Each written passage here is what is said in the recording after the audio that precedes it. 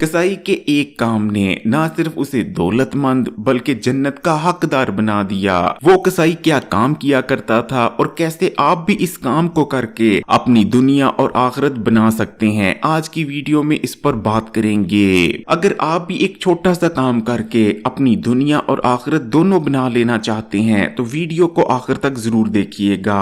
प्यारे बहन भाइयों, बुनियादी तौर पर हर इंसान की दो ख्वाहिशात होती हैं। उसकी पहली ख्वाहिश ये होती है कि जब तक वो जिंदा है और इस दुनिया में है उसे बेतहाशा रिज्क और दौलत मिले, उसे दुनिया में कभी भी पैसे दौलत की कमी ना हो। और दूसरी ख्वाहिश ये होती है कि जब वो इस दुनिया से चला जाए यानी मर जाए तो मरने के बाद उसे जन्नत का हकदार ठहराया जाए। जन्नत को हासिल करना इतना मुश्किल है कि अगर आप पूरी जिंदगी इबादत करते रहें, सदका और ज़कात देते रहें, हर साल हज और उम्रे को जाएं, लेकिन फिर भी अगर आप इन तमाम चीजों को यानी इन तमाम इबादत को दिखावे के लिए कर रहे हैं तो आपको फिर भी जन्नत नहीं मिलेगी बल्कि आप जहन्नुम के हकदार ठहरा दिए जाएंगे। लेकिन दूसरी तरफ एक ऐसा गुनहगार इंसान जिसने पूरी जिंदगी सिर्फ गुनाह किए हो, गुनाह के अलावा कोई काम ना किया हो, अगर ऐसा इंसान भी अल्लाह के खौफ से रो पड़ता है और उसकी आंखों से आंसू छलक पड़ते हैं अल्लाह के खौफ की वजह से, तो यकीन माने अल्लाह ताला उस शख्स पर जहन्नुम की आग को हराम करार दे देते हैं और खुश होकर फरिश्तों को भी बताते हैं कि ये मेरा गुनहगार बंदा जो पूरी जिंदगी गुनाह करता रहा, गुनाहों के सिवा और इसने कुछ नहीं किया, लेकिन अब देखो मेरे खौफ की वजह से इसकी आंख में आंसू आ गया। दूसरी तरफ रिज्क के मामलात भी कुछ ऐसे ही हैं।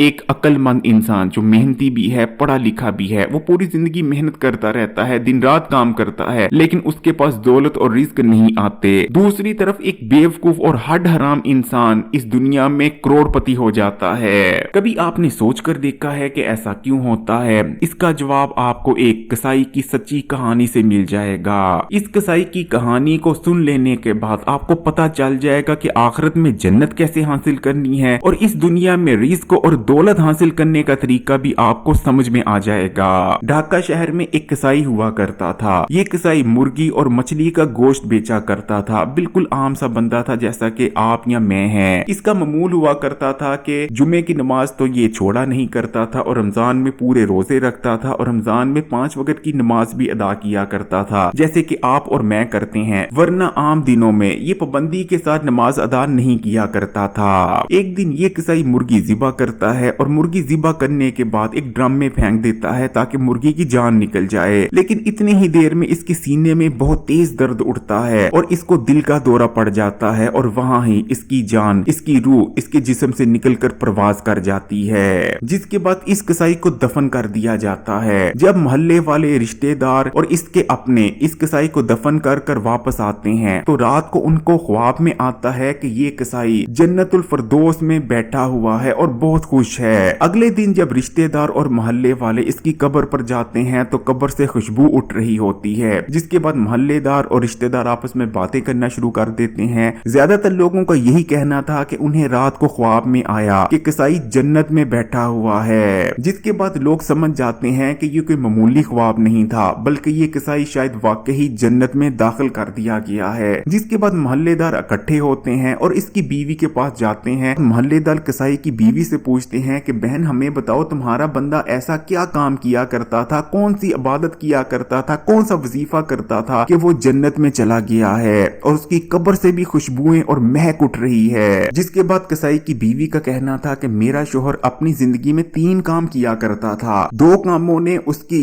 दुनिया बना दी और एक काम ने उसे जन्नत का हकदार। कसाई की बीवी का कहना था कि मेरा शोहर जो सबसे पहला काम करता था कि वो कभी भी नाप तोल में हेरा फेरी नहीं किया करता था। अगर किसी ने 1 किलो गोश्त लिया है तो उसे पूरा 1 किलो गोश्त ही देता था, कभी भी कम नहीं तोलता था। इसी वजह से उसकी दुकान पर बहुत ज्यादा रश लगा करता था और उसके मुकाबले में कोई भी दुकानदार टिक नहीं पाता था। जबकि मेरा शोहर जो दूसरा काम करता था उसे हराम से सख्त नफरत थी, ना तो खुद हराम खाता था और ना ही किसी दूसरे को हराम खिलाता था। उसका मामूल हुआ करता था कि जानवर ज़िबा करने से पहले उस जानवर पर अल्लाह का नाम लिया करता था, तकबीर पढ़कर ही जानवर ज़िबा किया करता था ताकि ज़िबा किया जाने वाला जानवर हलाल हो और जो भी खाए वो हलाल खाए, हराम ना खाए। और जानवर को इस तरीके से ज़िबा किया करता था कि जानवर को तकलीफ नहीं होती थी। कसाई की बीवी का मजीद कहना था कि लेकिन मेरा बंदा जो तीसरा काम किया करता था मुझे पूरा यकीन है कि जन्नत उसे उसी उसी काम की वजह से मिली है। कसाई की बीवी का कहना था कि मेरा बंदा था तो कसाई, वो जानवरों को ज़िबा किया करता था लेकिन जानवरों का ख्याल बहुत रखता था।